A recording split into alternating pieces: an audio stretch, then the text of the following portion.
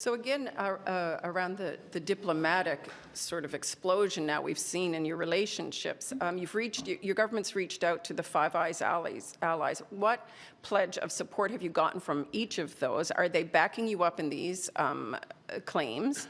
And what repercussions do you expect? Well, first of all, let's highlight that none of us want to be in this situation. This is not a choice that Canada made to create a chill in Canada-India relations. India is an important democracy, is a country with which we have deep historical people-to-people business ties, at a time where the instability around geopolitics mean democracies have to stick together.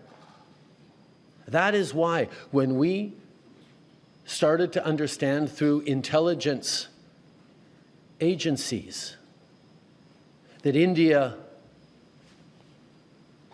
was possibly, if not probably, behind Nijjar's killing, the killing of a Canadian on Canadian soil last summer, our first choice, our first actions were to reach out, yes, to our Five Eyes partners, but also to the government of India, to say, we know this has happened. Work with us to fix this. We don't want to be having this fight, but obviously the killing of a Canadian on Canadian soil is not something that we can ignore as a country. So every step of the way, we have apprised India of what we know. I've spoken directly with Prime Minister Modi. We have engaged with intelligence counterparts. And unfortunately, every step of the way, both after I made the statement in the House of Commons last September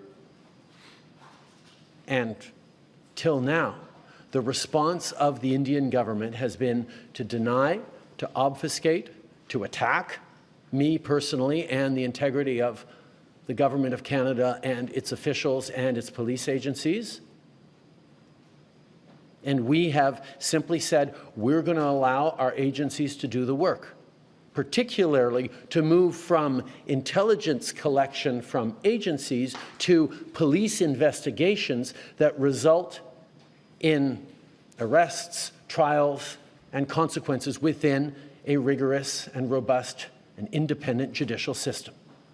That has been our approach every step of the way. And indeed, over this past week, when the RCMP reached out to its law enforcement counterparts in India, there was a path where we could have worked together to ensure accountability and changes and steps that would have resulted in keeping Canadians safe, because that is our top priority. India, the Indian government, rejected those advances, rejected our attempts to find some way through this. And that brought us to this point of having to disrupt the chain of operations that go from Indian diplomats here in Canada to criminal organizations to direct violent impacts on Canadians right across this country.